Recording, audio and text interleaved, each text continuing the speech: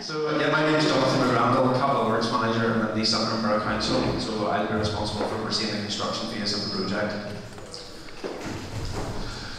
So the presentation basically covers the overview of the phasing of the works to the path, including the design solutions, the key milestones that Council have achieved to date, and the target dates going forward for the project.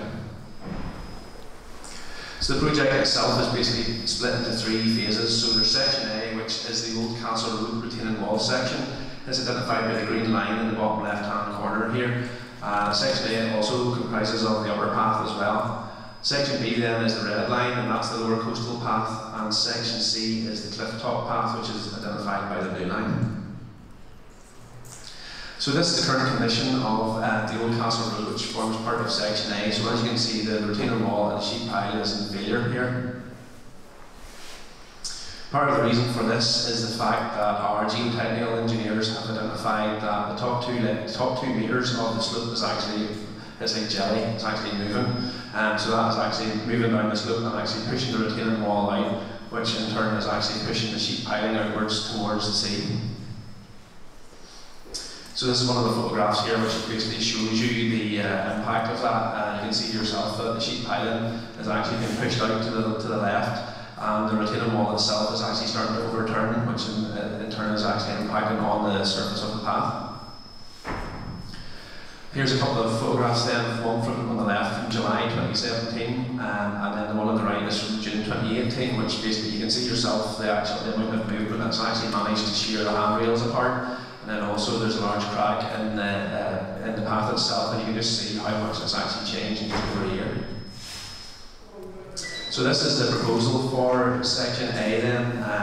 What we're proposing is basically a rock armour solution, starting at the car park and going along the path. The idea of the rock armour is it's a gravity solution which will actually hold back the slope, and it's a natural solution as well, as opposed to the heavily engineered solution that's existed at the minute. The path itself then will be comprised of reinforced concrete surface, and then there will also be gabion baskets to go to the slope side of the surface to basically prevent any slippage or any materials falling off the slope back onto the path. So the rock armour, basically this is what it will look like when it's complete. The upper path section then is suffering from undermining, and this is due to movement on the slope beneath. And this is just a couple of examples of some of the images of some of the worst areas in that section. The proposal for this section then would be to carry out stabilisation works to the path and also replace, there's an existing bridge and we're going to replace this with a new bridge in that section. Section B then, the lower coastal path. In this section of work, what we're going to do is carry out a number of stabilisation works to the cliff face itself to prevent the rock fall. So these come in the form of scaling, netting, strapping, bolting and chemical fixing. The path itself, we're going to carry out concrete repairs, screed it and re-render the face of the path and install new handrails. This is the existing rock faces at the minute on this lower coastal path. You can see there's like a number of existing fractures that have been identified. So we're going to go in and basically remedy this to help prevent future rockfall. The photograph on the left shows just the damage that's been done by some of the rockfall, and then a picture on the right is an example of a rock netting that we're going to continue to use. Again, this is just a close-up of the handrails, the damage that was done, and on the right-hand side you can see the handrails. So this will all be repaired, including the right-hand edge of the path. Then we're going to come around and put a new edging to the path as well. This is one of the drawings that we had submitted to planning, and basically it just identifies the hatched areas or the areas where we're going to be carrying out the works, and the key in the side identifies actually what work is being carried out within these areas. So section C is the cliff top path. The cliff top path repairs consist of stabilisation works, including soil nailing to the slope, reinstatement of concrete paths, new handrails and installation of new timber steps. This is just an example of the current condition of the cliff top path. You can see there's undermining due to the slope material moving away from underneath. And similarly, this is the same issue here. So our proposal again, the hatched area identifies what we're doing where, And these images at the bottom of this page are just the details of how we're going to carry out our soil mailing, which essentially means fixing the soil back into the slope to prevent it from slipping further.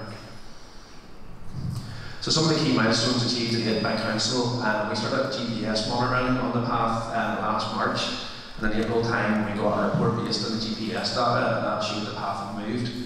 In June last year we carried out an ornithological survey on the breeding filmers in the path to help us come up with an appropriate design solution. A further report was carried out with the GPS data in July as well, which again showed significant movement on the path. So following that report, we appointed ACOM to basically put together a tender package for a site investigation contractor. While this was being done, we carried out a drone survey and a habitat survey. In December of last year, then the site investigation contractor was on site to carry out his works. In January, we had a topographical survey done, which basically informed the outline designs. And then in March 18, there was a further review done of the GPS coordinates, and that showed there had been accelerated movement on the path. In March 18, we met with NIEA for the first time, and we presented to them our outline designs and ran them past them. Following this, we went away and developed the design further.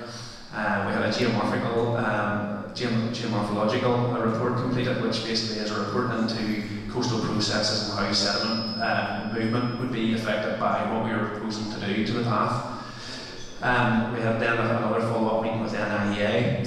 Following positive feedback from NIEA, we met with the planners to let them know that the planning application was coming in for the entire project. We had a further meeting with NIEA on site in August, and then also we lodged the planning application on the 2nd of August as well. So the target dates going forward, and all this depends on getting council approval in September and our planning approval and marine licensing. So we are hoping to be on site in April of next year. If we get council approval, we can be ready to start the tender process with the contractor within 1 week. So that's the PQQ process. So it's a two-stage tender process. So the PQQ stage comes first for the contractors to pre-qualify to then fully tender for the project.